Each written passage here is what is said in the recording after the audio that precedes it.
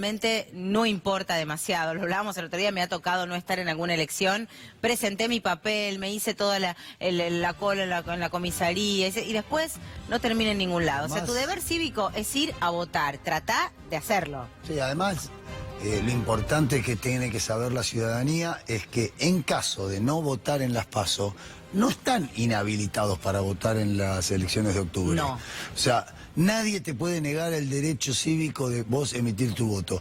A lo sumo vos después pagarás una multa en plata, lo que sea, eso después se verá. Pero vos no votás en la PASO, en octubre vas a poder votar. Totalmente. Eso es un mito que hay que erradicar. Total. Y que la Te tocó ciudadanía debe viajar, saber. tuviste un problema. Por más que hayas viajado, por más que hayas estado enfermo, por más que te haya quedado dormido, no importa. Por la razón que fuere, si no votaste, cosa que deberías hacer, votar mañana en la PASO. Dormido no sería una razón. Bueno, también.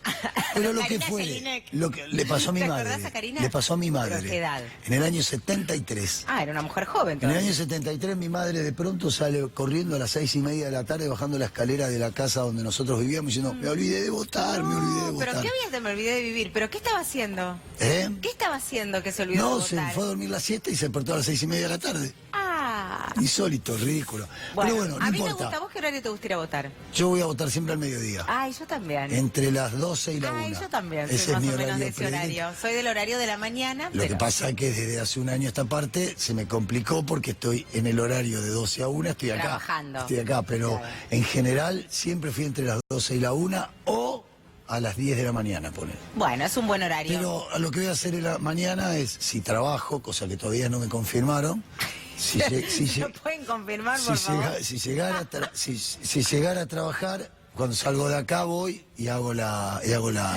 votación. Bueno, muy bien. Vamos a ver entonces Mariana, si lo ven acá Mariano porque fue a votar y si no... Mañana voten y en caso de no votar, vayan igual en octubre a votar. Esto es central. Vamos a hablar con un tocayo tuyo, con Mariano Kestelboim, que está allí del otro lado, gentilmente nos está saludando. Él es economista. Un poco más talentoso. Creo que lo que tengo yo. acá. Creo que es un poco más talentoso Sí, que vos, bastante. es verdad. Pero nos va a hablar de números, o por lo menos vamos a tratar de vislumbrar qué va a haber después del túnel de las PASO o después de las elecciones definitivas, ¿no? Mariano, buen día, ¿cómo te va? Acá tu tocayo y Alejandro te saludan. Buen día, ¿cómo están? Muy bien. Bueno, así, por lo menos a simple vista, ¿con qué se puede encontrar un candidato ya electo después de las elecciones a nivel económico en el país? Bueno, me parece que una situación social bastante deteriorada, producto de un incremento de la inflación en los últimos años muy importante. Pensá que hoy tenemos una inflación medida por el INDEC del 55% en los últimos 12 meses.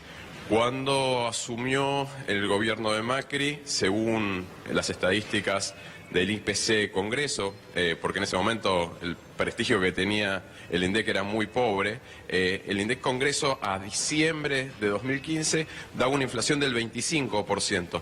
Esto básicamente implica que se ha duplicado el ritmo de crecimiento de los precios y en el medio, obviamente las jubilaciones, pensiones, los salarios han aumentado, pero en una medida mucho menor que el incremento general de precios en la economía, perdiendo en la mayoría de los casos, según las estadísticas oficiales, alrededor de un 20% en estos años, pero si haces un poco de análisis sobre específicamente lo que están consumiendo los hogares, que han perdido básicamente porque consumen fundamentalmente bienes indispensables como alimentos, remedios, combustibles, servicios públicos, han aumentado en general en niveles mucho más altos que el nivel de la inflación. Entonces el deterioro es lo más importante. Me parece que ese es el principal aspecto que va a tener que cambiar el próximo gobierno, tener en cuenta una distribución más equitativa de los recursos en la economía. Y por el otro lado, observar que no todos, afortunadamente, no todos los sectores han perdido. Los sectores financieros, especialmente los bancos extranjeros, por ejemplo, en los últimos 12 meses ganaron en dólares el doble de lo que habían ganado el año anterior y por supuesto también las empresas energéticas han sido grandes ganadores de este modelo económico que plantea grandes desafíos para, sobre todo, volver a generar una inclusión social y, por supuesto, mejorar la distribución del ingreso, en especial tratando de recuperar la situación de los sectores más postergados. Mariano, hoy uno se despertó mirando los diarios y los diarios decían, en su gran mayoría, que había entusiasmo de los mercados por las posibilidades electorales del oficialismo y qué sé yo, y la mar en coche, y que subió esto, subió lo otro, viste que te cuentan cosas como medias abstractas, subieron los bonos de no sé dónde, subieron en valores, esto, lo otro y lo más allá. ¿Por qué hay entusiasmo de los mercados respecto de las posibilidades electorales del oficialismo?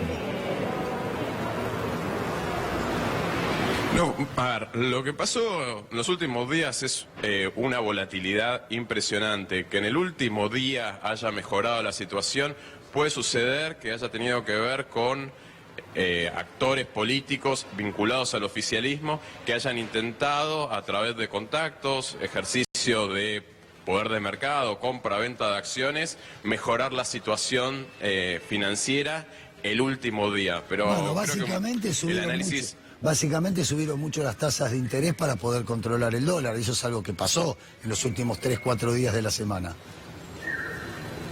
Sí, la tasa de interés subió ya desde niveles elevadísimos, por encima del 60%, llegó hasta el 63,7%.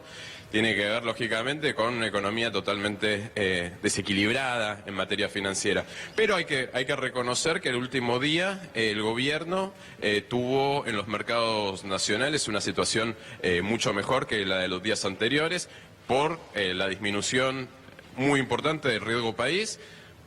Cayó a un nivel que es el doble que tenía cuando había asumido este gobierno. Entonces, tampoco es que el riesgo país haya bajado significativamente, pero en relación al nivel que tenía, que en la semana había superado los 900 puntos, haber quedado entre los 870 puntos es un nivel bastante más bajo. Y por otra parte, sí, la tasa de interés es la herramienta casi exclusiva que tiene el gobierno nacional para evitar que haya una escapada rotunda hacia el dólar y también de esa forma enriquecer al sector financiero. Cuando vos mirás de dónde provienen los principales funcionarios del área económica del gobierno nacional, son todos representantes de los bancos. Entonces, claro, no debería llamar demasiado la atención de que en el último día, en la última jornada, como un favor hacia el gobierno nacional, la situación financiera no haya sido mala, por el contrario, fue bastante buena. ¿Te acordás cuando éramos chicos y, por ejemplo, decían tema la vaca, la maestra te decía tema la vaca, desarrolle? Yo no te voy a decir tema LELIC, desarrolle, pero te voy a hacer una pregunta vinculada a esto. ¿Cómo se desactiva, no la bomba, esta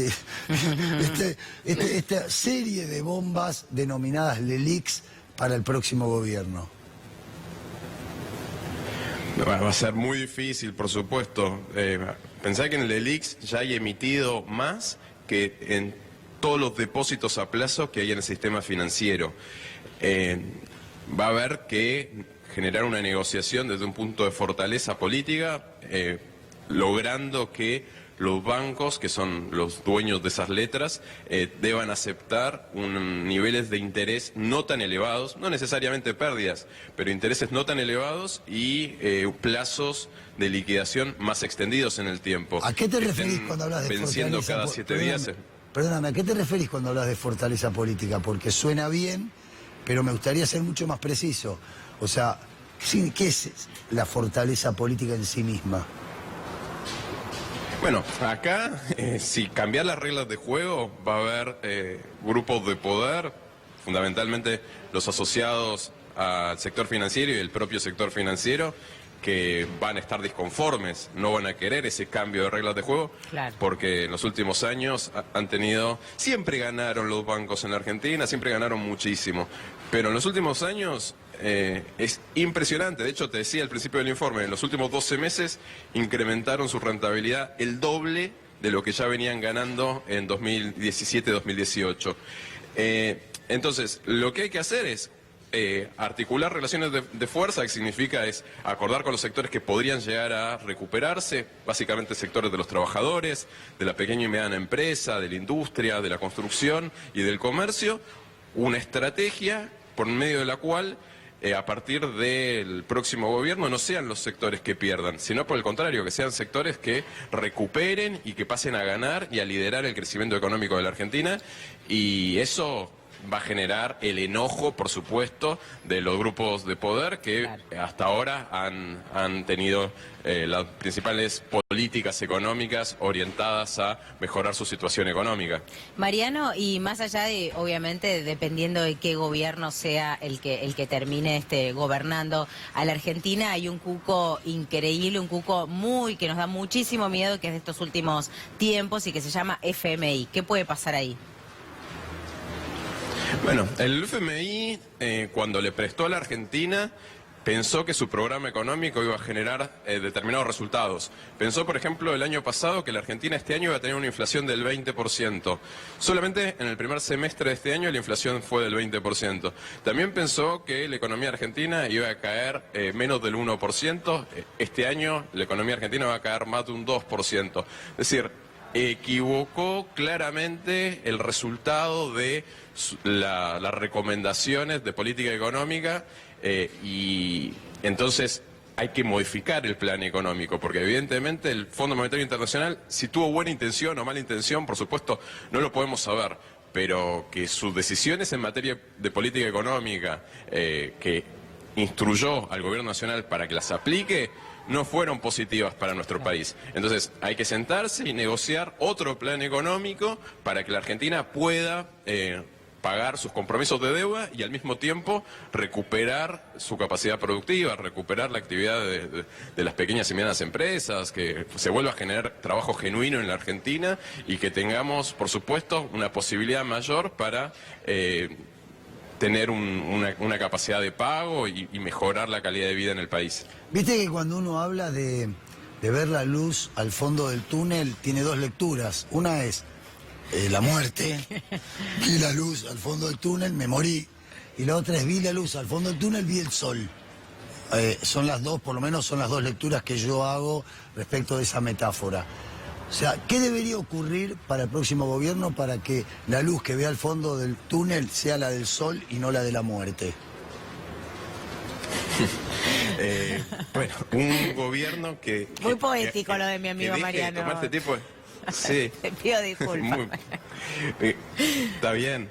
No, que cambie, que realmente cambie en sus decisiones de política económica. Sí, las decisiones de política económica siempre generan ganadores y perdedores. Lamentablemente, los sectores que en estos últimos años ganaron muchísimo no deben ser los ganadores, porque cuando gana el sector financiero, cuando ganan las empresas que proveen servicios públicos, sin que eso sea resultado de sus inversiones, de sus desarrollos productivos innovativos o de servicios mejores para el país, bueno, lo que termina sucediendo es que captan renta de la producción, y cuando eso ocurre se genera una transferencia de ingresos básicamente de los sectores que producen, que generan riqueza, hacia estos otros sectores concentrados de la economía. Entonces tiene que cambiar eso. Tampoco es...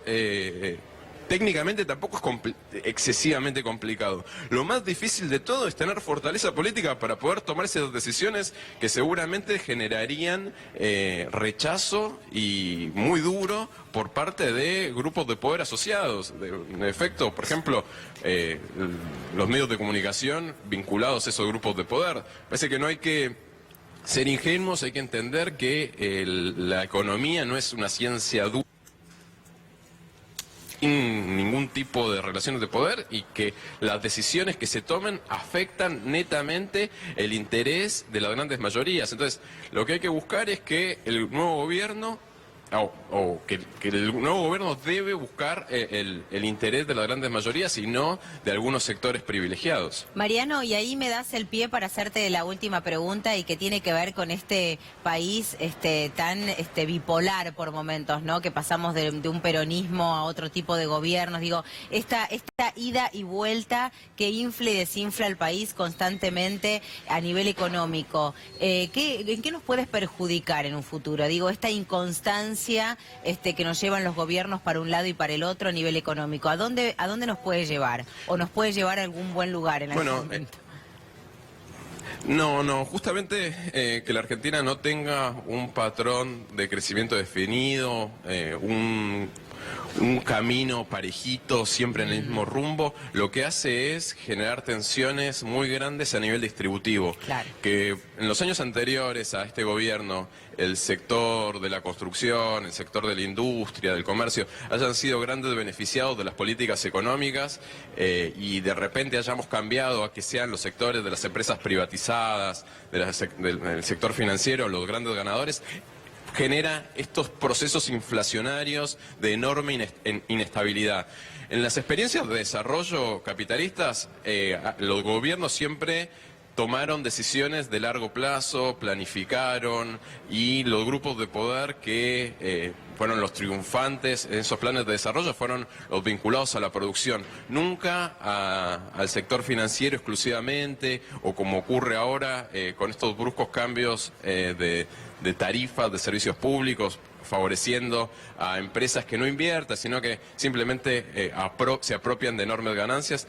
Bueno, me parece que eso es lo que tenemos que pensar, y es lo que ha generado que en la Argentina, a diferencia de la gran mayoría de los países de la región, tengamos estos procesos inflacionarios tan difíciles de resolver. Tiene que ver con esto, con que vamos cambiando de un patrón productivo vinculado a un sector económico y después damos el gran salto hacia otro sector, y bueno, lo que hay que tratar es mantener siempre un mismo camino, y que tiene que ser en favor del desarrollo productivo, que no es algo extrañísimo, es lo mismo que han hecho los países que consiguieron el desarrollo. Mariano Kestelboim, muchísimas gracias por esta comunicación, clarísimo, impecable, un lujo tenerte ahí del otro lado. Gracias por atendernos.